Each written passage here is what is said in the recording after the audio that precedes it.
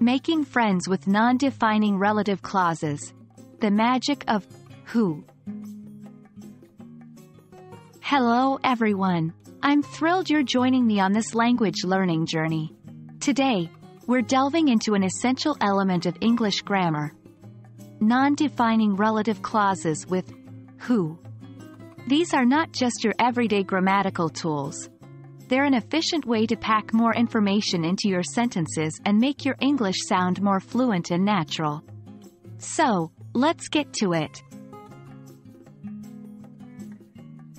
Non-defining relative clauses, also known as non-restrictive relative clauses, give extra information about something or someone without altering the main message of our sentence. The interesting fact here is that you could entirely remove these clauses from the sentence, and it would still make perfect sense. But before you worry about their seeming unimportance, remember this. Non-defining relative clauses add color, depth, and detail to your sentences. They allow you to express more in less space, which is a skill appreciated in both spoken and written English. Now let's introduce our star player. Who. When it comes to non-defining relative clauses, who is used to refer to people. That is, when the extra information we're adding is about a person, we use who. And remember, we don't change the main meaning of the sentence. We're simply adding some interesting details. Crucially, who always follows a comma, or commas, in non-defining relative clauses, setting the clause apart from the main sentence. Let's see who in action with a few examples. 1. My cousin, who lives in New York, is coming to visit me next month. Here, the main message is that my cousin is visiting me. The fact that she lives in New York is extra information. 2.